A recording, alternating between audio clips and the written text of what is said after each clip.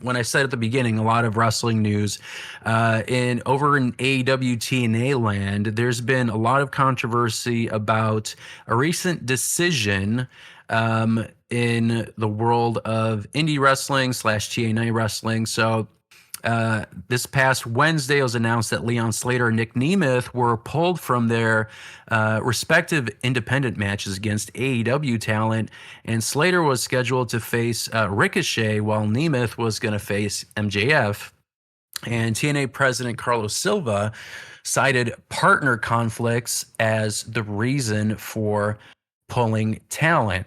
So he began by noting that he faced Pete Dunne.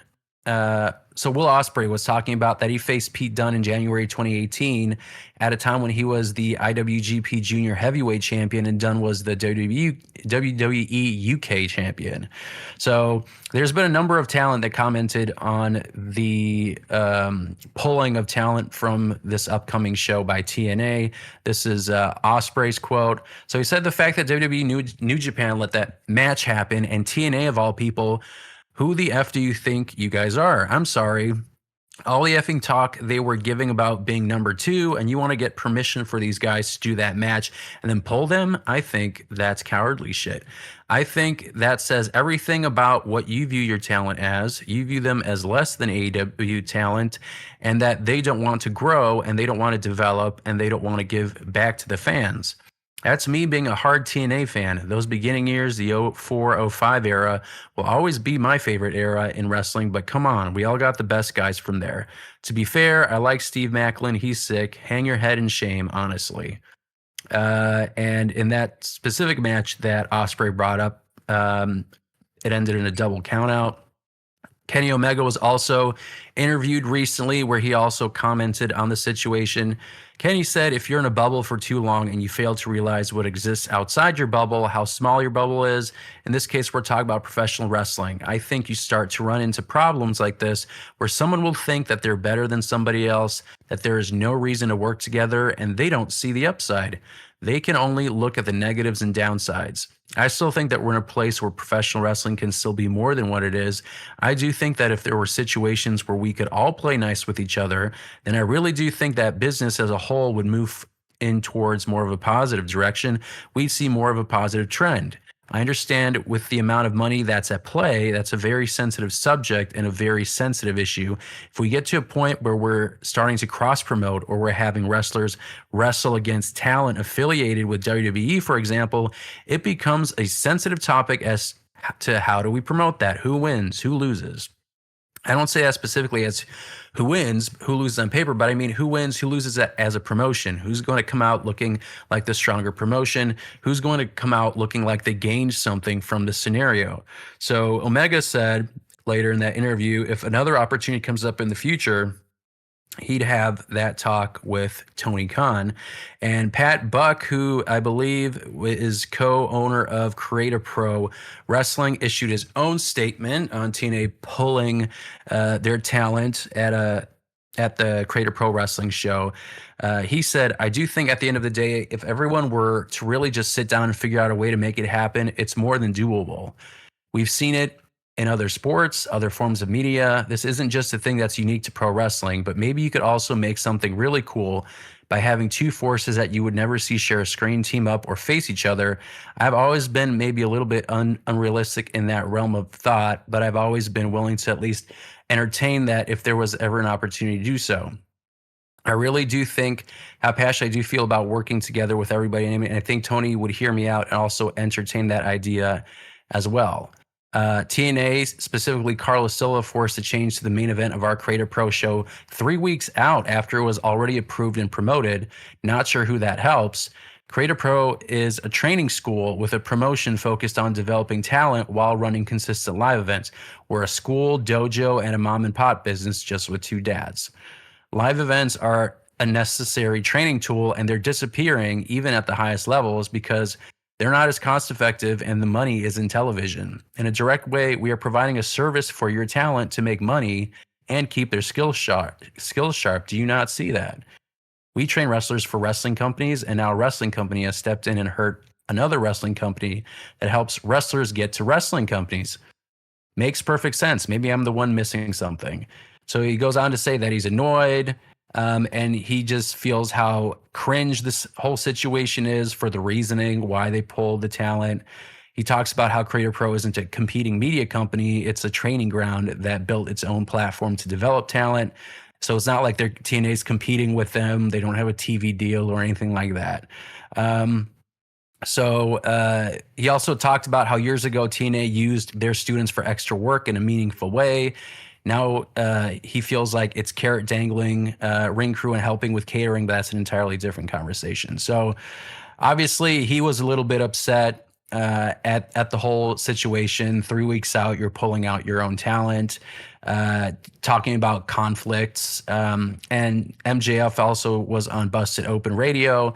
And he was a little bit more succinct in his comments. He said, let's talk about TNA and the fact that they're pulling young talent off shows when they're barely paying them any money whatsoever and telling them, hey, you can't wrestle because there's a guy from another promotion that is wrestling on this show. Does that help young talent grow? Does that help young talent become better inside the squared circle? Moreover, does that help young talent put food on their plate and tables so they can eat? What Carlos Silva is doing is disgusting.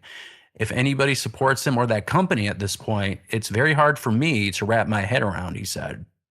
So a lot of people making a lot of comments around the wrestling world. Specifically, lots of AEW talent made comments about these decisions from the TNA boss. So Chris, let me ask you, Kenny Omega mentioned that TNA might be living in a bubble. Do you think TNA's move to pull talent is a legitimate strategy to protect their brand's value, or do you feel like it's insecurity?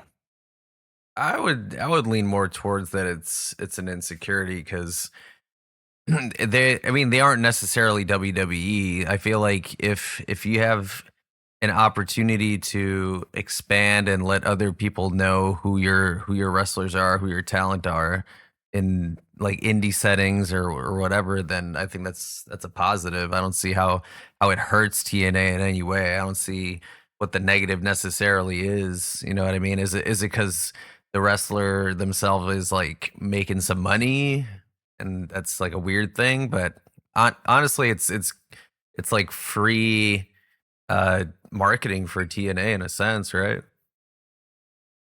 Right. I mean, and in that example of Osprey saying how WWE had no problem with like a NXT UK guy going up against a New Japan guy at the time. I mean, maybe it'd be different if it was AEW versus a WWE guy, but I don't know. I honestly, honestly kind of baffled too. I think maybe there's some weird, like WWE is helping out TNA, so maybe there's that kind of part of that where WWE's like, well, we don't want you doing stuff with AEW talent because you're supposed to be with us under our umbrella. So, I mean, I guess there's that possibility, but it does, for me, scream a little bit like insecurity. If you're comfortable in your product and you feel like you can be successful, especially if it's an event for, it's like they said, it's not a major TV show. It's a development local like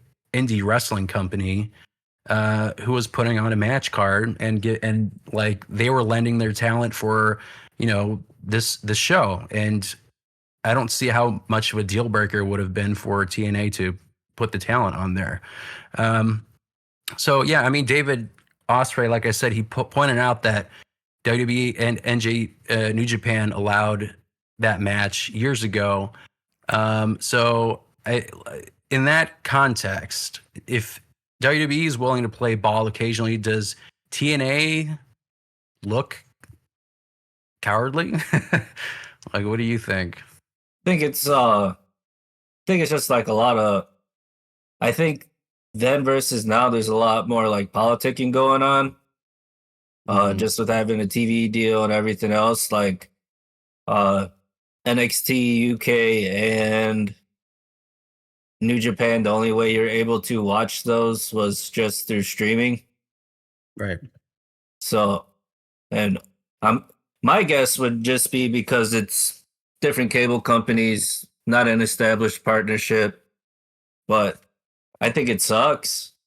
I think it's stupid. Like, just because like TNA talent runs around in indies and they can be caught on like IWTV or Thriller and all that other stuff. So Right. definitely strange. Because I mean, what are you supposed to do like in situations like that? Because even I don't think that somebody necessarily evolve. Oh well, somebody in Evolve should be able to show up on a AEW, like, and somebody from AEW is working an indie card. I don't think anybody bats an eye Right. I mean, I feel like unless I'm WWID wrong. talent. I mean, And they show they up show on up, yeah. yeah, in indie shows, other indie shows, and maybe it's because they're approved WWE indie shows. But I mean, I just think. Okay, so this is I think the bigger issue is like it was approved beforehand, so like it was already like written, set in stone. So somewhere It along the doesn't work line, for me, brother. yeah, like there was an approval process. So I don't understand why you let your talent go out and promote these matches, and they were on multiple media outlets like promoting this upcoming show, and then like 3 weeks before they were set to wrestle, then you decide to pull the rug out from under them. I think that's the crappy part for me. Yeah. Yeah, 2 because then you have points. to. Because yes, go ahead. It's not like we're talking about fucking pro wrestling, the pro wrestling industry. It's not like we're talking about like children's companies that are like children's Yeah. characters that are going to be defamated in some weird way. Like it's freaking pro wrestling. So it's just a weird thing to do. Um Mm-hmm. and these wrestlers also need, I feel like they need the reps of just going out there and doing stuff, because like there isn't those live events. Like who was that was Anymore. saying that? Kenny Omega or somebody? I Couple of think them. yeah, a couple of them. Well, anyway, yeah. At this Pat point. Buck, yeah, Pat said it, Jey and Uso said it Omega too. Yeah, so I mean, himself. so we're seeing a lot of injuries too, a lot in these bigger promotions. There's people that are just like dropping because I feel like they're just not getting the practice and the repetition in to perfect their their moves and stuff. So it Cal's would backs. it can only benefit wrestlers to go out and do some smaller promos, and then it's good for the industry because the hardcore fans will add that fuel to that fire, and then the casuals will kind of like catch on because we like the hardcore fans like ourselves will hype that stuff up, and then, oh, did you hear this and that? So I only see positive stuff from just having these wrestlers go out there. Yeah. So let me throw out a Steelman argument. So Pat Buck threw a jab saying that he's glad that he works for someone like Tony Khan, because I think he is under contract with him with like the talent Yeah, development he's stuff. backstage. And he's backstage, yeah. So he said he's glad he works for someone who champions the entire sport. But if you guys look at it from like the other perspective, do you feel like if is AEW's willingness to let talent work elsewhere, do you think that is a great recruiting tool, or do you feel like it eventually hurts their own brand exclusivity and like branding? If you had to look on the other I don't think so. perspective. I mainly because like in something like in other things you'd find it weird, but it's like it's kind of a cultural thing Yeah. in wrestling, and it's okay to like. I think we're in a world where it's or like in a climate of wrestling where it's like there's enough like there's enough into the lore to travel, and you're not doing anything to hurt kayfabe because it's gone or it's a Right. lot. It's just it's a different format, and that's how like you hear about like somebody seeing Flair at a small show but bringing big gold, Right. and and hitting small towns and doing things like that. So I think that's good that AEW does that and continues to. Yeah, I feel like there's that aspect of like goodwill Right. from fans that you would get from fans if you allow for these smaller promotions to get matches like this that you normally wouldn't on, you know, shows that have TV deals and they have ratings, and there's a whole business model and policy, of course, Cost set in of place, admission. contracts, all that kind of stuff. Yeah. So I think this kind of hurts TNA a little bit. I don't know how much it'll hurt TNA because it's a very specific regional independent show. And it's, you know, talking about these handfuls of talent that were pulled because AEW talent was on there. I don't know how much of a ripple effect it actually does, but I can't say it's not zero, where there's got to be some goodwill where people are like, well, TNA boss, like, why would you do that? You know, kind of thing. Hopefully it's the last time he does it. Right. And I'm curious, like, I feel like maybe after all of these news outlets and maybe when we publish this podcast, they resolve it and there's some kind of resolution to it. You know, I think it would only help TNA to partner and just like give out talent occasionally. Like, it's like WWE in the 90s. I mean, they were struggling in the mid 90s, but they partnered with ECW, loaned each other talent to help their respective brands. I mean, it's not like it's a new concept in the wrestling industry to like borrow talent, and even like TNA, I think too, right? Like in the past. So I mean, TNA and WWE right now. TNA, yeah, that. I mean, even in like the early '90s and stuff, like WWE also used Memphis Wrestling, Jerry Lawler's promo. Yeah, and New Japan or All Japan, one of those two. New Japan. Yeah, so they were doing that in the early 90s, and those were major promotions. Like, we're talking about local indie school. I would say the like wrestling, like pro wrestling itself is built on this territory, interwoven kind of relationship stuff that kind of like came about through the inception all the way through essentially the 80s, and then those like pockets of collaboration that were kind of happening. But I think it's in the DNA, and I think that's just should be something that's presented more from the DNA, where it's like, okay, well, this is pro wrestling. This is a foundational thing to collaborate and cross over and do the Forbidden Door stuff and like create that excitement. And then there's going to be plenty of winners in that, you know? Yeah.